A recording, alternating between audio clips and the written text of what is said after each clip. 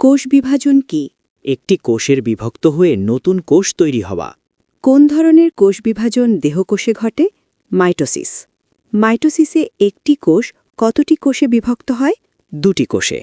মাইটোসিসে ক্রোমোজোমের সংখ্যা পরিবর্তিত হয় কি? না, অপরিবর্তিত থাকে। মাইটোসিসের প্রধান কাজ কি? দেহের বৃদ্ধি, ক্ষত সারানো এবং কোষ পুনর্গঠন।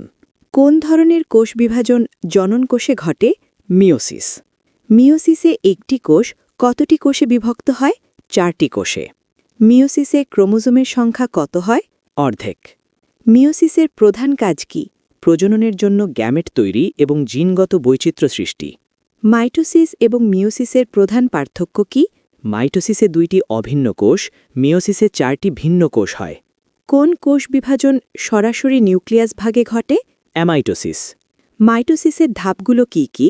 Prophase, metaphase, anaphase, telophase.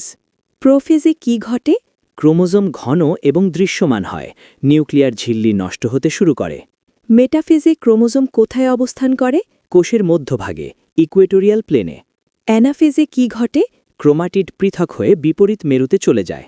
টেলোফেজে কি ঘটে? নিউক্লিয়ার ঝিল্লি পুনরায় গঠিত হয় এবং কোষ বিভাজন শেষ হয়।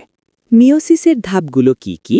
Prophase 1, metaphase 1, anaphase 1, telophase 1, prophase 2, metaphase 2, anaphase 2, telophase 2। Meiosis 1 এবং 2 এর মধ্যে পার্থক্য কি? মিওসিস 1-এ ক্রোমোজোমের সংখ্যা অর্ধেক হয়, মিওসিস 2-এ বিভাজন সাধারণ মাইটোসিসের মতো হয়। কোন কোষ বিভাজন জিনগত বৈচিত্র্য সৃষ্টি করে? মিওসিস।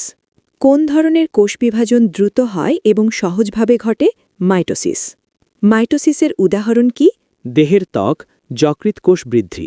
মিওসিসের উদাহরণ কি? পুরুষ ও নারী প্রজনন কোষ, স্পার্ম ও এগ। কোষ বিভাজনের গুরুত্ব কি?